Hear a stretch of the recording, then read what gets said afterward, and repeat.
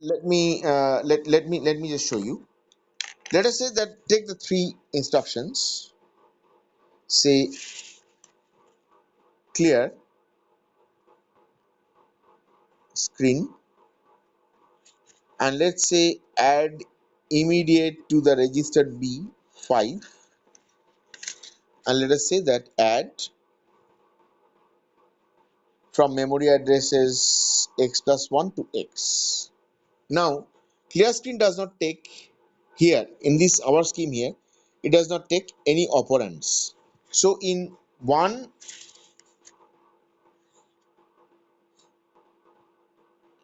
timing cycle, the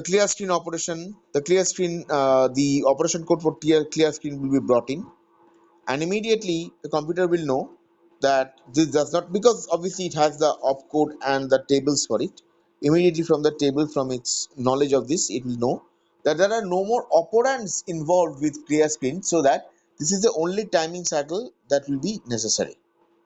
So what about with the next timing cycle? When the next timing cycle will be there, it will immediately know uh, that, okay, sorry, say this is a timing cycle, I beg your pardon, let us say this is a timing cycle. So the next timing cycle, you immediately know it is time for another instruction. So this is one instruction, and this is one instruction. This is for clear screen, and this is another instruction for something else. However, let's look at this, for example. This is add ib. Now this is one instruction. So add immediate to b is obviously internal register, so you won't have to actually decode this. You already know this is there. The computer already knows what is the B register. It doesn't have to decode this. So this add IB will be received in one. Add IB. And the next one will bring in the 5. So 2 byte instruction. So immediately after the second timing cycle, it will know that the next one that is coming is again another instruction. Now let's take at this. These are all memory locations. So these have to be separately. We don't know where x and x plus 1 is. We know the locations, we know where it is, so it has to be decoded. So the first one will be an add, the next one will be an x, and the next one will be x plus 1, so that it's a 3 word instruction. This is 2 word, this is 1 word. So because it's a 3 word instruction, the computer knows the first timing cycle is always the instruction, the next one is obviously not the first one, again it's the second one, so it's a data. Third one is again not a first one, it's a third one, so it's another data. And then afterwards, whatever timing cycle will come will bring in the instruction again. So again, this one will be used as an instruction. This code which comes around will be again used as an instruction. This is how it distinguishes.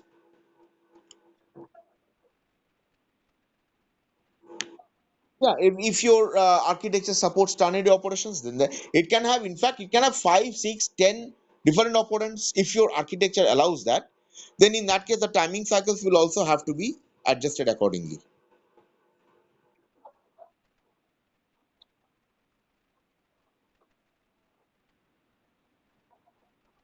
Yeah, exactly. According to timing cycles. So it has an entire opcode table which actually tells it what kind of instruction is it. 1 cycle, 2 cycle, 3 cycle. We say it's 1 word, 2 word, 3 word, or 1 word is brought in 1 cycle. If 1 word is not brought in 1 cycle, let us say 1 word is brought in 2 cycles, then in that case 2 multiplied by the number of words, like that. But we are assuming that 1 word is brought in this 1 cycle itself. So in that case, a 3 word instruction is 3 cycles. The next cycle is again an instruction. A 2 word instruction is 2 cycles. Next cycle is again an instruction. And a 1 word instruction is 1 cycle. Next cycle is again an instruction. That is how it distinguishes.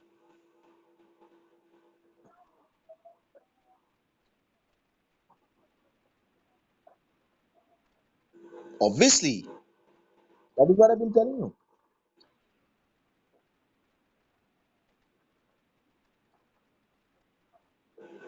Beg your pardon? Sorry, what did you say? What did you ask?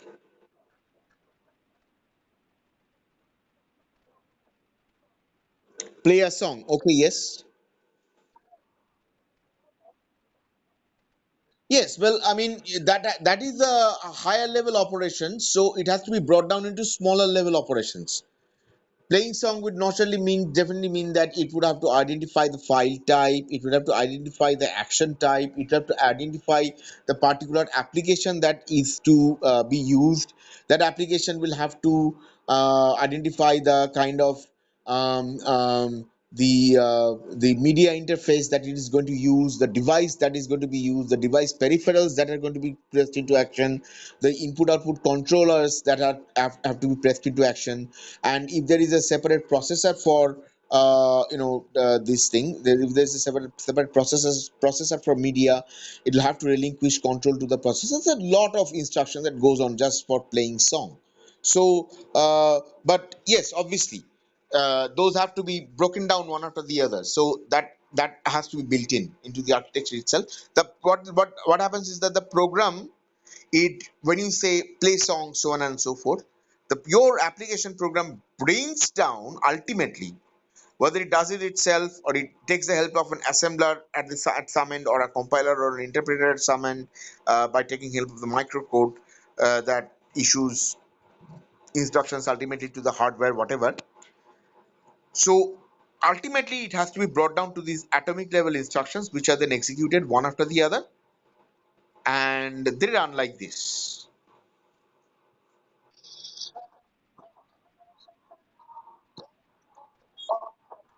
In our scheme, yes. If you look at the 8085, yes. But in higher processors, in another schemes, it would be higher. For example, it can be 16-bit opcodes or 64-bit opcodes, whatever. And the adjustments will have to be done accordingly. This is obviously the lowest is 1 byte these days anyway. We don't take a nibble anymore, we take 1 byte. So this is the lowest you can get to. And obviously everything else is a multiple of this.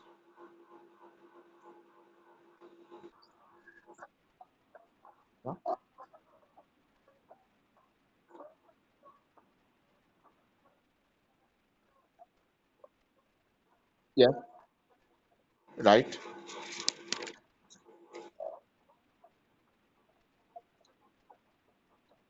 We mention that we want to store, so we mention something like this, that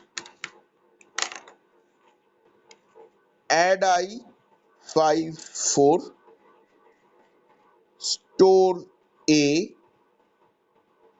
x plus 3. All right, now this is a 3-byte instruction, this is a 2-byte instruction according to our scheme. According to our scheme or our architecture, this is a 3-byte, and this is a 2-byte instruction. Now when we mention this, first 3 cycles add I 5 plus 4, and this happens, and it is stored in add first machine cycle. Second machine cycle, storing of whatever is in the accumulator into x plus 3. And how it is stored in the x plus 3? First of all, address bus carries x plus 3, selects x plus 3 location. All right. Then next, obviously it's an input operation, so a write operation, write signal. So it clears the it selects the input buffer at that point, while keeping the output buffer closed. It opens the input buffer at x plus 3, and then the data bus carries accumulator. So data bus carries the accumulator content to the location, to the memory address, and to the memory chip. And in that chip, what is open for input? Only x plus 3 location. So the result of accumulator cannot go in anywhere except for x plus 3. So in x plus 3, the result of the accumulator register is replicated, and then the write signal is turned off. So write signal is turned off, so input buffer closes, and x plus 3 now has a, That means the result of the accumulator, which is basically in our scheme it was 9. All right. So an accumulator also has 9 because it is copied in x plus 3, not destroyed. Now what happens is if there is another action overwrites A, that is the accumulator. But we have already got the result stored in x plus 3. So when we check after a few actions, when we want to check what was the sum, we don't check with the accumulator, we check with x plus 3. Understand?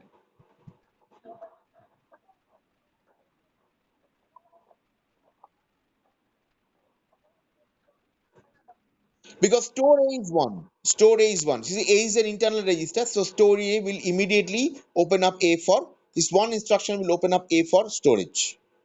So outgoing. And then what you need to do is you just need to bring in the memory address here so that it can be decoded and the necessary action can be done. That is why it's a the 2 byte instruction. On the other hand, if you wanted to use a memory address, that would again be a 3 byte instruction. So a memory address would have to be brought in, it had to be decoded. The next one had to be brought in and to be decoded. The result of this would have to be passed to the location of that. So that would again be a 3 byte instruction. But because this is an internal wiring, I mean this is internal, the A is internal to the CPU, this is just 1 byte instruction storage. So it opens up A for storage.